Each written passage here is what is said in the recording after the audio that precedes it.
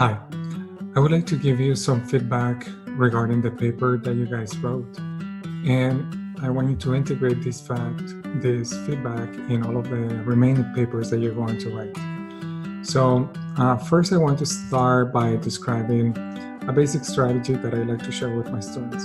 So in this class, you're learning facts from the theory, you're learning facts from the readings. Perhaps if you do a little bit of research on the concepts, and you're going to quickly realize that maybe there were some personal beliefs that you used to have that are not quite supported by the research. And as you write these papers, perhaps some of those personal beliefs are going to be brought to overlap with facts. So that's kind of like the idea of synthesis. So the papers have three main components: concepts, prior knowledge, and synthesis. So the part about concepts relates to vocabulary that you learn from the chapters, definitions that you're paraphrasing, and then concepts, theories, and facts from the reading of academic resources that you may have. And then, so anytime you integrate a concept, such as, let's say, for example, socioeconomic status, you don't want to just drop the concept out there. You want to make sure that you define it. So in this particular sentence, we have the twins were raised in different levels of socioeconomic status. This concept can be defined as, and then there's three elements: level of education, income, and social class. So when this student composed this particular statement, she was not just defining it, she was not just dropping the concept SES, she was able to define it in specific ways by fleshing out what the concept is and then moving on to elaborate.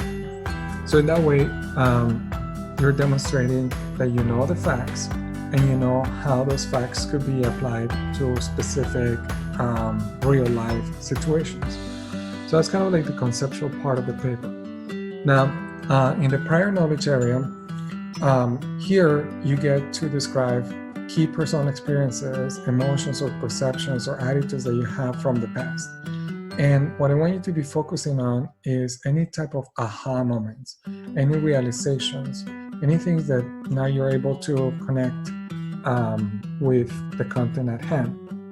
So a good example of how you can integrate prior knowledge is this paragraph. Even though I am not a twin, this podcast helped me realize how much I have in common with my mom and how different I am from my brother. In a way, my brother has more of my dad's personality because he's more disciplined, introverted, and stubborn. I'm more like my mom because I'm more of a free-spirited type of person that likes to share how I feel and enjoy during social events. So in that way, so sometimes students have a very narrow way to apply the content. Oh, I'm not a twin, so there's no way I can relate to this content. Well, but you're a human being and you have DNA and you have relatives or people in your family with whom you may share some particular traits. And then finally, the synthesis. Here is where you describe how the new content that you're learning academically has helped you reorganize your previous beliefs and perhaps how you are being challenged or how you may have expanded or reorganized the way you think about this. So make sure that you describe those deep levels of understanding in a very descriptive way.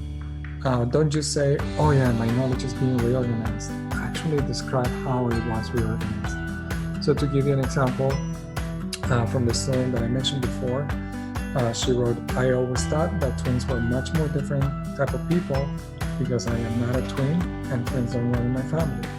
However, I was able to realize that you don't have to have a twin to realize that you do share a lot of genetic and learned traits with the people from your family. And she goes on to describe more details.